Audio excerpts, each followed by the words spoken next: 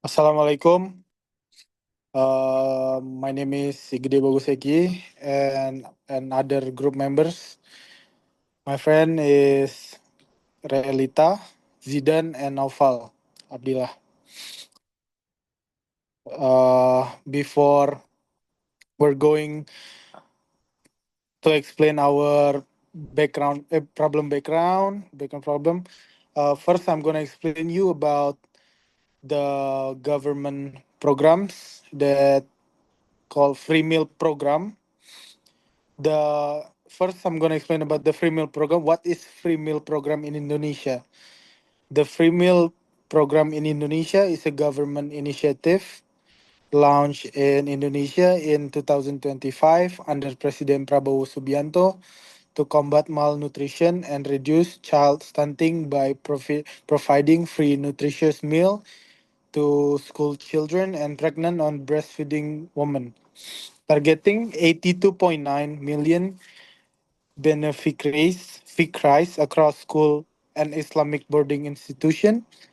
The program offers meals containing rice, vegetable, egg, meat, fish, and milk sold, sold through local cooperative with an annual budget of 71 trillion and a projected total cost of up to 450 trillion by 2025. The program is one of Indonesia's most ambitious public health effort. Despite its positive goal, it has faced challenges including food safety, incident, public concern over deep budget cuts in other sector, and the last one is logistical hurdles in implementation. So next slide is going to explain by Relita.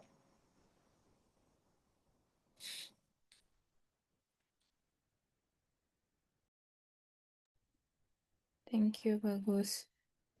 First, I will explain the problem background to highlight why this issue is so urgent for Indonesian future. According to the 2022 Indonesian Nutrition Status Survey or SSGI, the national stunting rate remains alarmingly high at 21.9%, while millions of children under the age of 5 continue to suffer from undernutrition. This is not just a health issue, it's a serious developmental crisis. Children affected by stunting experience long-term cognitive and physical impairment, which ultimately weaken the nation's human capital, productivity, and future economic growth. Even more importantly, this issue reflects a violation of the fifth principle of Pancasila, social justice for all of the people of Indonesia, or keadilan sosial bagi seluruh rakyat Indonesia. The fact is, many rural and marginalized communities still lack basic access to nutrition, healthcare, education, and clean water. Second, I will describe the research methods used to collect and analyze both statistical data and community insights.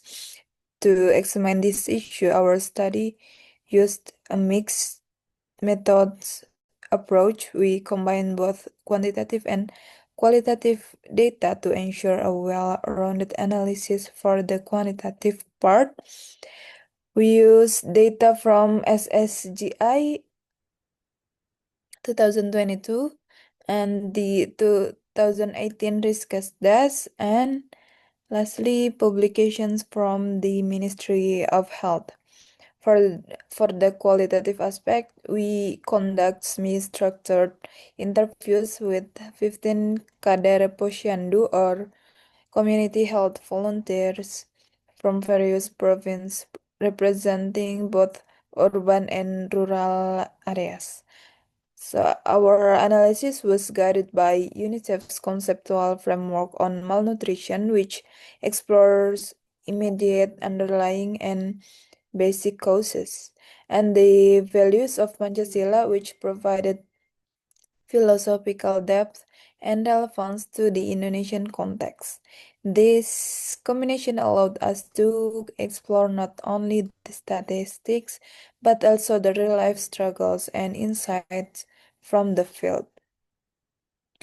And lastly, 1.3 proposed solutions which are designed to align with the five principles of Pancasila, making them not only practical but also rooted in our national values. So let's go through each one. First is believe in God or Ketuhanan Yang Maha Esa. We must involve religious institutions to promote compassion and shared responsibility, especially in supporting maternal and child health initiative. Second is just and civilized humanity or kemanusiaan yang adil dan beradab. All children, regardless of background, deserve to be treated with dignity and fairness. Our program must ensure human treatment for everyone. Third, unity of Indonesia or Persatuan Indonesia. We need to strengthen national solidarity by ensuring that resources are distributed fairly across all regions, urban and rural alike. Fourth is democracy guided by wisdom or kerakyatan yang dipimpin oleh hikmat kesanaan. Local communities should be actively involved in designing and managing nutrition programs. This ensures that the solutions are relevant and accepted. And the last is social justice or keadilan sosial. We must prioritize the underserved, those in remote areas and poverty-stricken communities so that no one left behind. Next, gonna present by ZIDAN Saputra.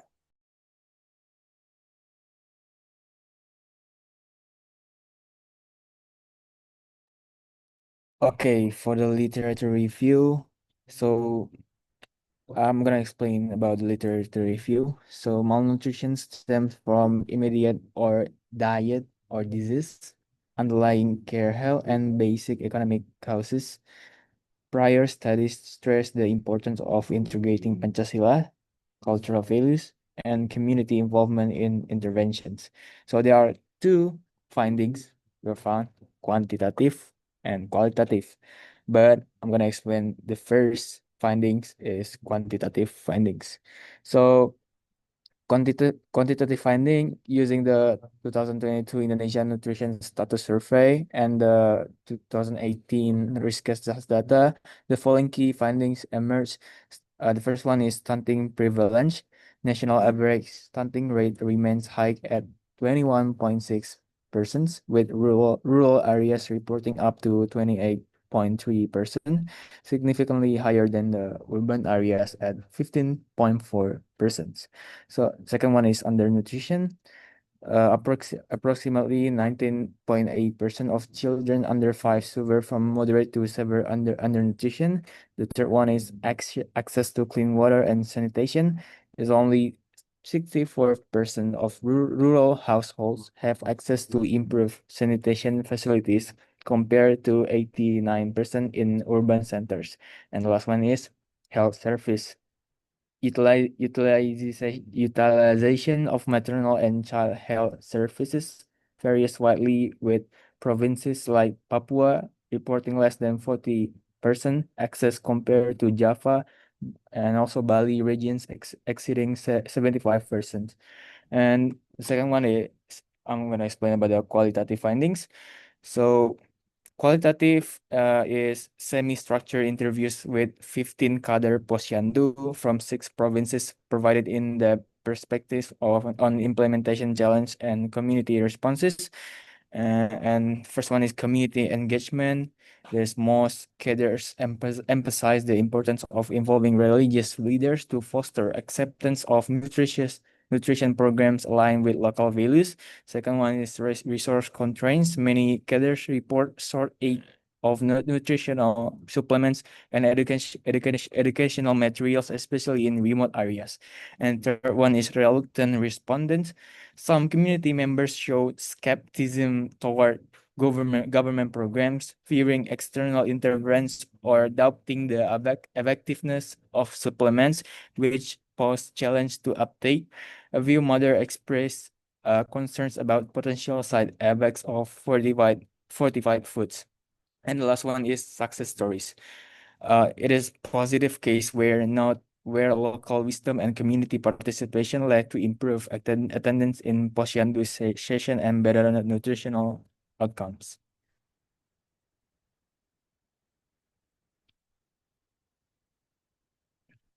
And yeah, we still about a literature review, but it is the third one is about the nutrition intervention products and implementation.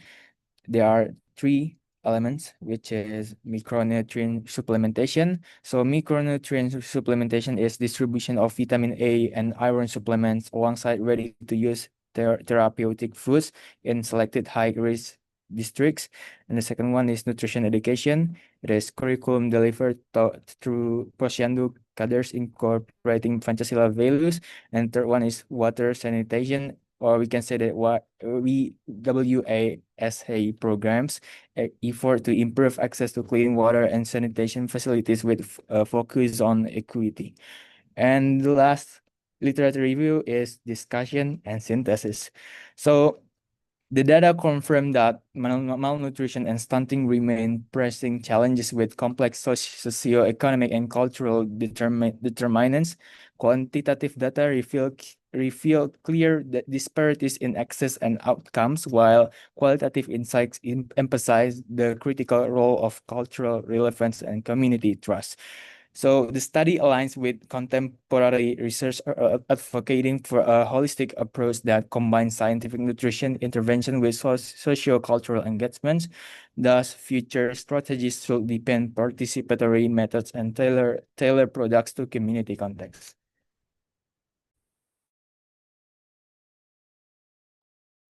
Okay, so next, so malnutrition and stunting in Indonesia are complex issues influenced by socioeconomic inequality, limited access to service, and cultural factors.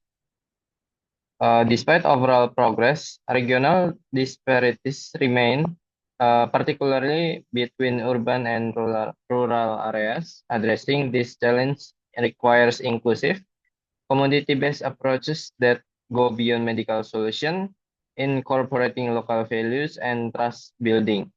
Aligning efforts with Pancasila can help position nutrition. And also, malnutrition and stunting in Indonesia are a complex systematic problems tied to structural inequality, cultural factors, and moral consideration. These challenges go beyond technical fixes, reflecting an unequal access to basic needs and a shortfall in social justice. As envisioned in Pancasila, community distrust of government program reveals a lack of cultural sensitivity and participation in policymaking. However, successful regional cases show that incorporating local wisdom and community trust can be effective. A lasting solution requires blending modern nutrition science with culturally rooted ethics and collective responsibility.